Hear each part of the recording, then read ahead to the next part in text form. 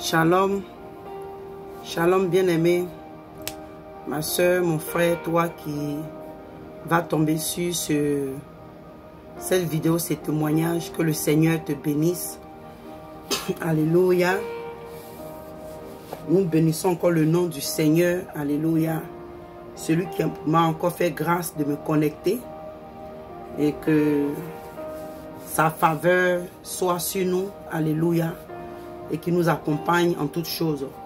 Et je prie, Seigneur, je prie sincèrement le Seigneur, je veux dire, que cette année, l'an 2021 qui a commencé, soit une année vraiment par laquelle beaucoup de chrétiens vont réellement donner leur vie au Seigneur, parce que vraiment le Seigneur Jésus est à la porte. Il est vraiment là, les signes le démontrent.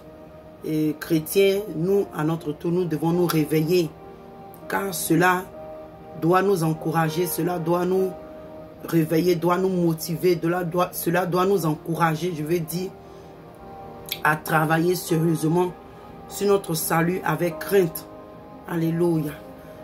Je viens encore à ces heures-là, bien aimé, pour rendre mon témoignage sur le suicide. Alléluia. C'est un témoignage que j'ai déjà rendu.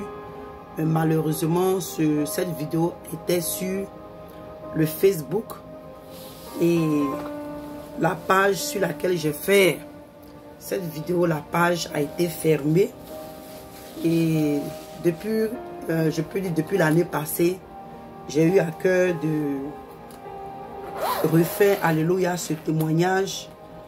Et ça a pris du temps, ça traînait, je vais dire, mais aujourd'hui, le Seigneur m'a permis de me connecter et pour rendre ce témoignage à la gloire de Dieu, à la gloire du Seigneur Jésus.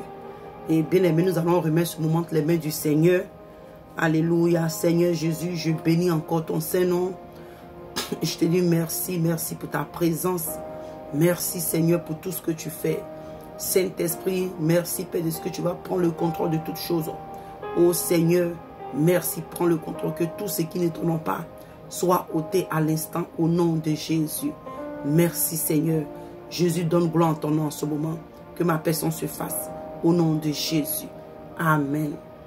Alléluia. Et comme j'étais en train de dire, bien aimé, je disais que alléluia, c'est le témoignage sur le suicide. Sur le suicide, excusez-moi, je vais pousser un peu la vidéo. Le témoignage sur le suicide, c'est un moment qui est arrivé, je crois, quand j'avais 19 ans. Je n'étais pas encore même dans le Seigneur. Je n'avais pas encore entendu parler réellement de qui Jésus était, qui Jésus est. Je n'avais pas encore reçu vraiment l'évangile. Alléluia. Et en ce temps-là, j'étais avec mon mari qui était, alléluia, mon copain en ce temps.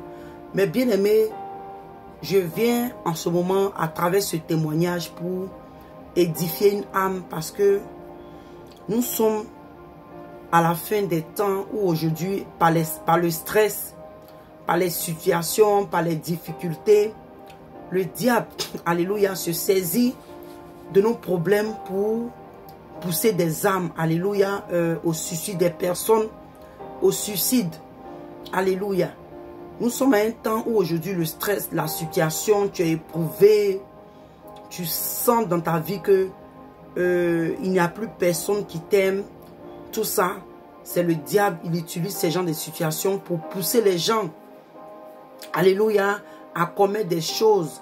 Et le diable, il est content parce qu'il sait que après que tu commets ce suicide, tu vas te retrouver à l'enfer. C'est encore une âme de plus à l'enfer.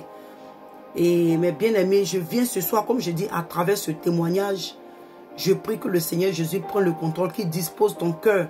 Toi, peut-être que toi qui as perdu tout espoir, toi qui es découragé, toi qui penses que Dieu ne t'aime plus, toi qui penses que Dieu t'a abandonné, alléluia, toi qui as donné tes oreilles à l'ennemi, qui t'a fait comprendre que le Seigneur ne t'aime pas.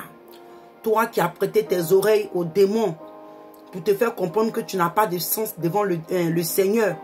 Toi qui as prêté tes oreilles aux hommes, des agents du diable, pour te faire comprendre que le Seigneur Jésus t'a abandonné, qu'il n'est même pas intéressé à toi et qu'il n'y a plus personne qui t'aime. Bien-aimé, ce soir, je vais te dire quelque chose. Si toi et moi, on comprenait réellement l'amour que le Seigneur Jésus avait pour nous, on n'allait même pas se soucier, même si les hommes ne nous aiment plus ou ne nous aiment pas. Alléluia. Donc, bien-aimé, je vais rentrer dans le témoignage et après les versets que j'ai pris pour soutenir, pour encourager, nous allons rentrer dans les versets. Et bien-aimé, comme je le dis, j'avais 19 ans, alléluia, j'avais 19 ans, je n'étais pas chrétienne, je ne connaissais même pas qui était Jésus, je ne connaissais même pas le prix, le sacrifice qu'il avait payé pour moi. J'étais encore dans le monde, j'étais éloigné même du Seigneur. En ce temps même, d'après moi, je n'étais pas aussi vraiment catholique, mais je me rappelle, je suis arrivé dans ce pays en 95, excusez-moi, et quand je suis arrivé ici, je crois 3 mois après, j'ai rencontré mon mari qui était mon copain en ce temps. Et ce problème est arrivé quand j'étais à Atlanta. Je peux dire, moi avec lui, notre relation, 6 ans après. Si je ne me trompe pas, je ne veux pas donner d'année, bien aimé, pour ne pas... excusez-moi, pour ne pas peut-être dire des mensonges, alléluia, parce que nous sommes en train de faire l'œuvre de Dieu. Je peux me tromper, je ne vais pas donner des dates qui ne sont pas exactes, mais c'est après des années, quelques temps, quand j'ai déménagé avec mon copain à Atlanta. Et il s'est avéré qu'en ce temps, mon mari qui était mon copain me trompait. Il avait une copine qui devait, alléluia, venir de l'Europe, de la France. Et ce qui s'est passé était qu'il parlait avec la fille et je les ai surpris.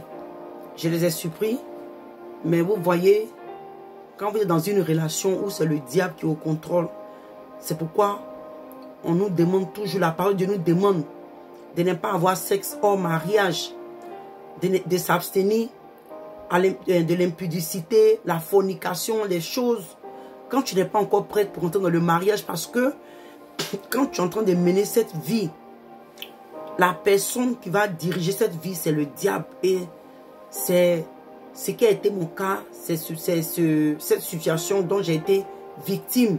Alléluia. Et comme je disais, je vais d'abord rendre le témoignage avant de commenter, excusez-moi. Et ce qui est arrivé quand j'ai su que la fille, alléluia, venait de l'Europe, je pouvais taire le nom de la fille, parce que nous sommes dans le Seigneur, et cette fille, je ne sais plus qu'est-ce qu'elle est devenue, voilà, je pouvais taire carrément les noms. Et quand cette fille est venue de l'Europe, j'ai su que en ce temps, mon copain avait une copine qui est venue de l'Europe. Et comme je dis, je connaissais, j'avais déjà, parce qu'il m'avait déjà parlé de cette fille. Alléluia, parce que quand, dans le monde, quand tu croises un homme, il n'est pas vierge, il va te dire, oh, je sautais telle fille, mais je ne savais pas que il continue encore la relation dans le secret avec cette dernière. Donc, il avait tout planifié avec cette fille. Et il avait pris la chambre d'hôtel, tout ça. Donc, il y a un jour, on était à la maison. Et, oh Saint-Esprit, merci, parce que je veux que vraiment tout soit dit dans ce témoignage. Et je me rappelle ce jour, il était en train de parler. Je soupçonnais qu'il était en train de partir quelque part. Je l'avais soupçonné, mais je ne savais pas. Je savais que la fille était venue. Et je savais qu'il était en train de partir quelque part. Donc, ce jour-là, en ce temps, dans les années, je ne sais plus quelle année, mais en ce temps-là, on roulait plus avec les beepers. Je ne sais pas comment on peut, peut-être, je crois que c'est le bon nom, des petites machines comme ça où la personne peut te biper. Donc, les cellulaires n'étaient pas trop à la mode. Donc, quand son ami a appelé, nous, on avait un téléphone dans la chambre et un téléphone dans le salon. Donc, quand son ami a appelé, aussitôt, j'ai décroché et lui aussi l'a décroché. Donc, il parlait à son ami. Et son ami lui a dit, mais Joe, comment tu fais? Parce que je crois que, voilà, excusez-moi, j'avais appelé son ami pour lui dire, mais voilà, ton ami me trompe et il y a une fille qui arrive et de la main qui me traite. En tout cas, j'ai commencé à me plaindre. C'est un détail que je ne peux pas me rappeler, comme je dis, pour ne pas mentir, parce que je veux que ce témoignage touche quelqu'un. Vous voyez, parce que je n'ai pas vraiment pris même le temps de rentrer dans ces détails. Donc, comme je dis, il y a certaines choses que si j'ai oublié, je préfère ne pas ajouter ou mentir. Mais je sais que j'ai eu une conversation avec son ami aussi, dont je peux faire tel le nom. Donc, quand j'ai parlé avec lui, j'essaie de me plaindre un peu. Comment est-ce que mon copain, mon mari qui était mon copain en ce temps, me faisait souffrir, des trucs comme ça. Et quand je lui ai dit ça, il a dit, ok, il va parler avec lui. Donc, quand il a appelé et que moi j'ai décroché, mon mari, en ce temps qui était mon copain, a décroché aussi le téléphone. Donc, les deux étaient en train de converser et moi j'ai écouté de l'autre bout de la ligne. Et il était en train de dire, mais, Joe, toi aussi, tu es en train de tromper la fille là. Toi, mais tu sais que ce soir où tu es en train de partir là, tu es en train de tromper la fille. Il y a une manière de faire, mais tu es brutal, tu es violent avec elle, ce n'est pas bien. Donc, comme j'étais dans la maison, il ne pouvait pas répondre. Je ne me rappelle pas ce qu'il a dit, mais je ne pouvais pas vraiment répondre. Peut-être qu'il a su que j'étais sur la ligne. Il n'a pas répondu. Il a dit, Joe, quand c'est comme ça, il faut blaguer celle qui est à la maison. Il faut la blaguer, tout ça. Tu vois, non, il y a une manière de faire pour ne pas qu'elle sente. Mais toi, tu es violent et elle, tu es agressive. Et elle sait que tu vas voir quelqu'un. Donc, je crois que c'est après là que la conversation s'est arrêtée. Donc, puisque maintenant je savais que c'est la fille est venue, donc il devait aller voir la fille, il a pris une chambre d'hôtel, tout ça, il devait aller croiser la fille. Je crois qu'il devait aller passer peut-être 1 ou 2 jours comme ça avec cette fille. Donc le jour, excusez-moi, le jour où il devait aller maintenant avec la fille n'est pas venue à la maison, je crois qu'il a déjà pris la chambre comme j'ai dit, donc la fille était à l'hôtel. Donc ce qui s'est passé, bien aimé, il voulait sortir ce jour-là et je savais qu'il partait avec la fille. Donc j'ai crié un scandale pas possible, bien aimé. Et avant, j'étais animé par un esprit, un démon de colère. Bien aimé, je dis que le Seigneur m'a délivré. Quand je regarde même mon passé, le Seigneur vraiment m'a délivré. Je suis rentré dans une colère. Ce jour-là, je me suis battu avec lui. J'ai cassé la vitre. Vous voyez les grosses vitres, les grandes vitres qui sont devant la voiture. Oui, regarde pour conduire là. Je ne sais pas comment on appelle ça. Excusez-moi si je ne connais pas le nom. Mais vous savez de quoi je parle. J'ai pris ma chaussure, j'ai cassé. Je l'ai gratté. En tout cas, ce jour-là, ça a été vraiment violent. Ça a été vraiment violent. Je pleurais. Et bizarrement, dans le quartier, bien aimé, ce jour-là, personne n'a appelé la police. Je criais. Je savais que c'était un scandale, un drama. Un drama, mais personne n'a appelé la police. On s'est chamaillé, comme je dis, j'ai cassé la vitre de la voiture, je l'ai attrapé par le col. En tout cas, on se battait, mais lui, il ne m'a pas vraiment, en ce jour-là, il ne m'a pas vraiment porté main. Alléluia. Donc, tout ce que même je voulais faire, c'était casser même, percer l'un des punais, mais je n'arrivais pas à trouver un couteau bien aiguisé. Donc, quand j'ai cassé la vitre, je lui ai dit, ok, comme ça, quand tu vas arriver chez la fille, elle saura que tu ne t'es pas échappé facilement et que quand tu es quitté à la maison, en tout cas, ça n'a pas été facile. Et c'est comme ça, vous connaissez les hommes, hein, il a fait et il s'est débattu un peu tout et tout. Et c'est comme ça que ce jour-là, je crois, il est parti. Et moi, j'étais en train de pleurer. Je suis monté dans la chambre. J'étais en train de pleurer. J'étais couché sur mon lit. Je pleurais. Et bien aimé, j'étais très jeune en ce moment. J'étais très jeune. Et de la manière que je me suis retrouvée dans cette relation, c'est encore une autre histoire dont je préfère taire sur la toile. Mais bien aimé, vraiment, en tout cas, nous devons beaucoup prier pour nos enfants. Nous devons beaucoup prier pour nos enfants. Nous devons, surtout quand tu as des parents qui ne connaissent pas réellement le Seigneur, vraiment bien aimé, vous êtes en danger. C'est tout ce que je peux dire par rapport à ça. Donc, quand ce qui s'est passé, quand j'étais en train de pleurer, il est monté. D'abord, il était parti et après, il est revenu. Moi, j'étais couché dans la chambre. Et ce jour-là, quand il est parti même avec la fille à l'hôtel, peut-être qu'il allait faire, qu'il devait faire peut-être voir la fille, je ne sais pas quoi, mais en tout cas, il est parti, il est revenu. Donc, il était en train de faire, en tout cas, s'apprêter, prendre ce qu'il devait prendre. Et quand il sortait, je pleurais, je faisais semblant pour lui montrer que vraiment j'avais mal, tout ça. Mais bien aimé, il n'a pas considéré tout ça et il est parti. Il est parti, bien aimé. Et ce jour-là, quand il est parti, vraiment j'ai compris que c'était vraiment grave. Quelqu'un que... Parce que mon copain, mon mari, qui était mon copain en ce temps, c'est quelqu'un, je peux dans le monde, vous voyez, je l'ai connu très jeune. Quand j'avais 15 ans, je crois que je venais d'avoir mes 15 ans, où je partais avoir mes 16 ans, mais j'étais très jeune quand je l'ai connu. Donc, je m'étais attaché à lui. Donc, quand il est sorti comme ça, bien aimé, j'ai commencé à pleurer, je pleurais seul.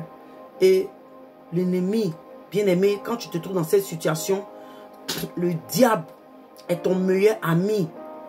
J'ai commencé à entendre des voix, mais tue-toi. La douleur est trop, ça fait mal. Hein? Tu es là. Et en tout cas, comme j'ai dit, je suis obligé de parler de ça. Il m'a dit que tu as vu, tes parents ne t'aiment pas. Parce que ma tante qui m'a fait venir ici en Amérique, à cause même de cette relation, elle n'était pas d'accord. Donc, j'ai eu des problèmes avec elle. J'ai quitté la famille. Donc, il m'a dit, le diable me parlait, la voix qui me parlait, c'est que c'était le diable aujourd'hui.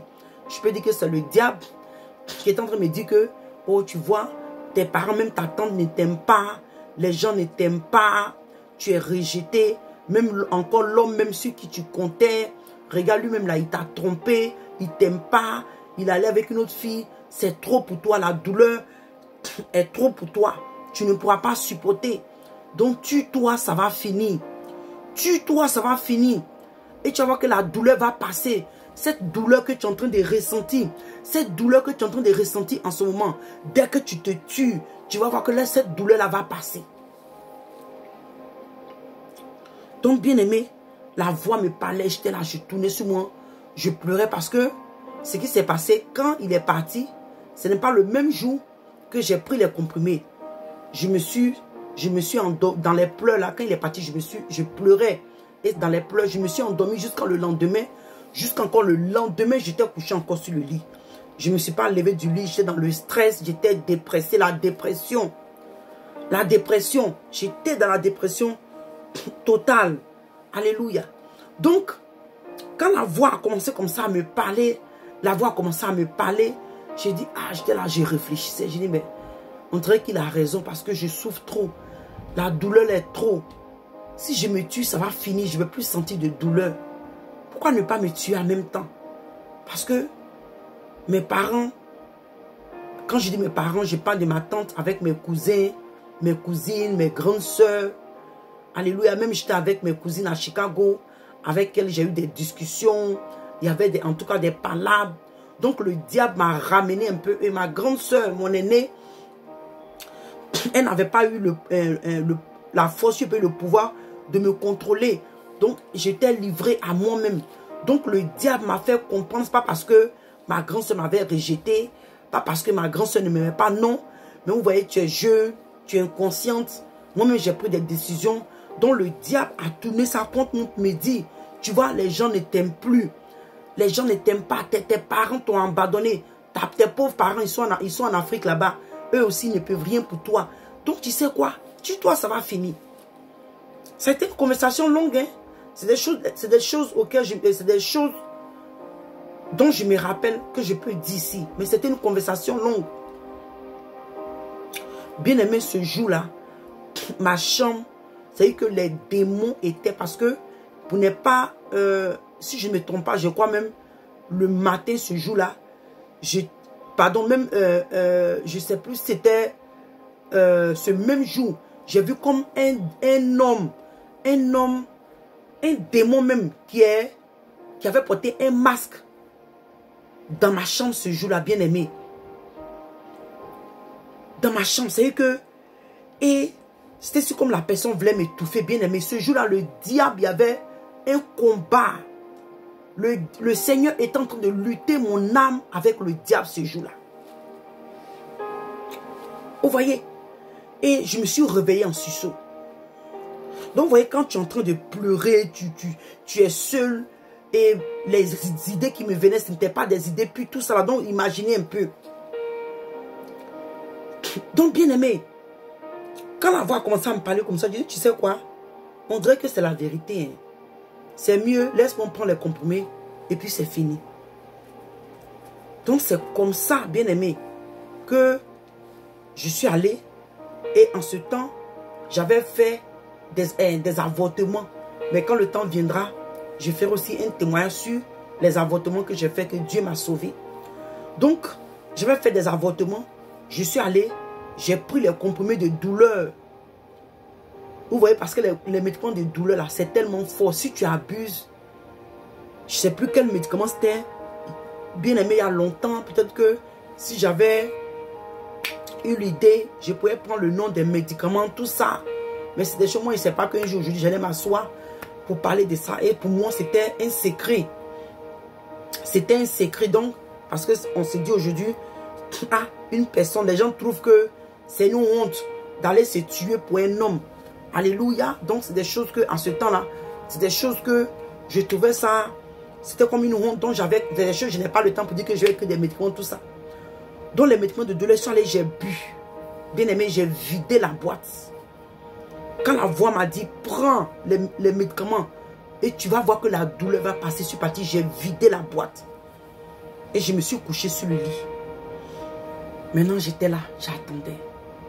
Ah, bien aimé, ce Jésus que nous servons, j'ai dit, moi, il y a longtemps, j'ai dit, bien aimé, quand je regarde ma vie, le Seigneur a un plan pour moi. Je sais que les plans que Dieu a pour moi, ce sont des plans glorieux. De la manière que Dieu a écrit mon étoile, a dessiné, si je peux dire mon étoile. Cette étoile-là est glorieuse. Mais je sais à cause de ça aussi, ma vie est combattue. Et quand j'ai fini de prendre les comprimés, j'étais assise, j'étais couchée comme ça, tendue sur le lit. J'attendais maintenant la mort. Et il y a une voix qui m'a dit, appelle Estelle. C'est une grande soeur, l'amie. Cette femme, en tout cas, elle a été là pour moi. Donc, je ne peux pas faire ce témoignage sans parler, sans mentionner le nom d'Estelle. Cette grande soeur, c'est l'amie à ma grande soeur. Mais j'étais un peu plus close en ce temps-là avec Estelle. Donc, la voix me dit, non, appelle Estelle. Maintenant, l'autre voix me dit, non, tu as appelé Estelle. Elle va bavarder sur toi. Elle va ton nid. À cause de garçons, tu as pris comprimé. Il ne faut pas appeler Estelle, hein? Ça, c'est la honte. C'est la honte. Quand les gens vont apprendre que tu as pris comprimé, c'est la honte. La voix était douce, me disait, appelle Estelle. Appelle Estelle. L'autre voix me dit, non, les gens vont parler de toi, Atlanta, ici. Ils vont dire, oh, la petite soeur ok, je peux faire tel le nom aussi de ma grande soeur. La petite soeur de temps a pris des comprimés à cause d'un garçon. À cause d'un homme. Les gens vont rire de toi. Tu veux que les gens rient de toi? Reste là, tu vas mourir, ça va finir. Les gens se moquaient de toi. J'ai dit non. Et j'étais là, je savais que en ce temps-là, je ne savais pas que le Seigneur était en train de lutter mon âme avec la mort. Je ne savais pas. Et bien aimé, j'ai commencé là à hésiter. Et bien aimé, je ne peux pas vous dire. Je ne peux pas vous dire que c'est par ma propre force, par ma propre volonté que j'ai pris le téléphone pour appeler Estelle. Bien aimé, Dieu avait préparé ce jour pour sauver mon âme. Je vous dis qu'en ce temps, c'était les temps où on n'avait pas de cellulaire. Ce jour-là, je pouvais appeler le téléphone d'Estelle. Et le téléphone pouvait sonner occupé. je n'avais pas eu l'idée, pour ne pas mentir, je n'ai pas eu l'idée d'appeler 911. Vous savez qu'aux États-Unis ici, quand tu es en danger, tu appelles 911, 911. Je n'ai pas eu l'idée d'appeler 911. Le seul nom, la seule personne que ce jour-là, la voix m'a dit d'appeler, c'est Estelle. J'ai appelé Estelle, la grande soeur Estelle. Je dis Estelle, je dis grande soeur Estelle. Elle dit oui, c'est quoi? Je dis grande soeur, j'ai pris des comprimés. Elle dit c'est quoi? Je dis j'ai pris des comprimés. Elle dit toi, tu vas me tuer, c'est quoi? Je préfère taire le nom de mon mari. Elle dit hey, à cause de temps, tu vas te tuer. Pourquoi tu es comme ça? Raccroche le téléphone, j'arrive là-bas.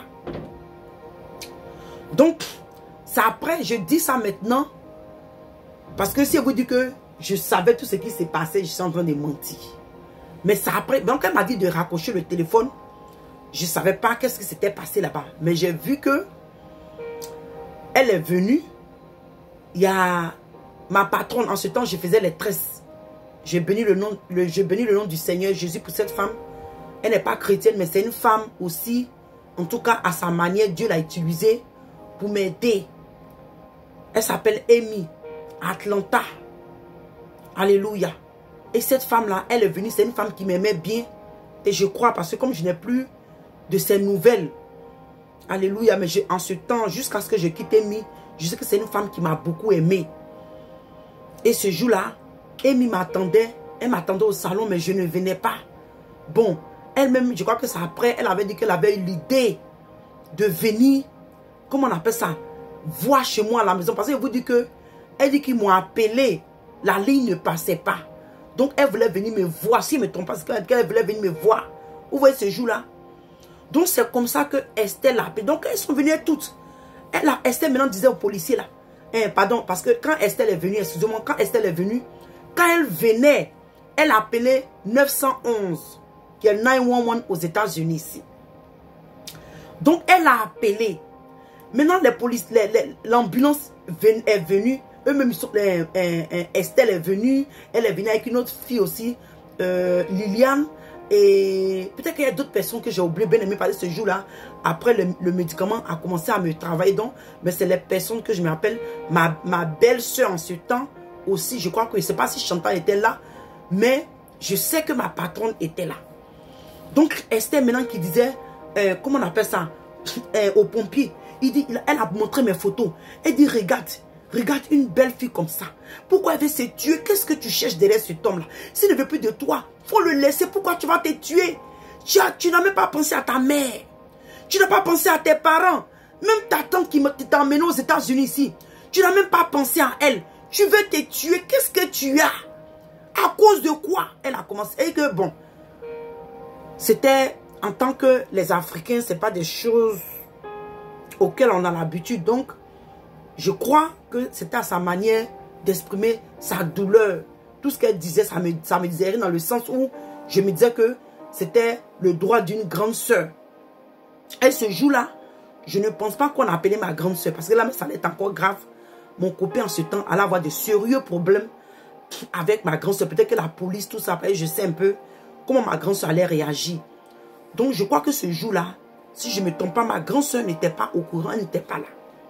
Et c'est comme ça que l'ambulance, ils sont venus me poser certaines questions. Quel médicament que j'ai pris?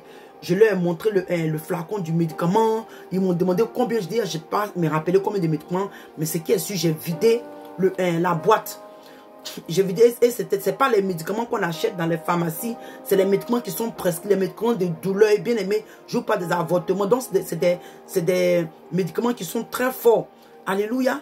Donc, c'est comme ça que quand le monsieur a vu qu'il a pris les noms, tout, et ils m'ont mis sur, excusez-moi, je ne connais pas le nom, excusez-moi, quand les gens sont malades ou on les dépose, excusez-moi, ça va vous sembler bizarre, mais j'ai oublié le nom. Et c'est là qu'ils m'ont mis. Donc, arrivé un moment, comment on appelle ça, je ne maîtrisais plus vraiment ce qui se passait. Et avant même d'arriver dans la position où je ne maîtrisais plus ce qui se passait, je vous ai dit que quand mon copain est parti, ça faisait déjà 2 jours, si je ne me trompe pas, ça faisait 2 jours. Donc, 2 jours, j'ai fait la cuisine. Et j'avais préparé les fruits de mer. Bon, j'ai mis les crabes, tout ça dans la sauce. Et vous voyez, la sauce, c'est fermenté, si je peux dire, à cause des crabes. Donc, il y a une dame, une soeur là, Liliane, qui est venue avec ma grande soeur Estelle là. Je ne sais pas ce qui s'est passé. Elle a vrai dans ma cuisine. Ah, elle a fait une sauce. Je ne sais pas si elle a senti le goût et c'était pas gâté, je ne sais pas. Mais en tout cas, elle a mis les crabes là dans la bouche. Vous voyez?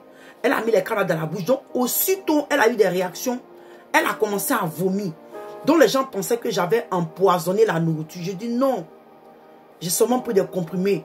Ils m'ont dit, mais depuis, parce que quand Liliane a commencé à manger, je crois qu'elle a commencé à vomir. C'était un peu quand même dangereux pour elle. Donc, les gens, comme je dis, les gens pensaient que j'avais empoisonné. Donc, je dis non, c'est seulement les comprimés, mais ça fait plus de 2 jours que la nourriture était sur le feu.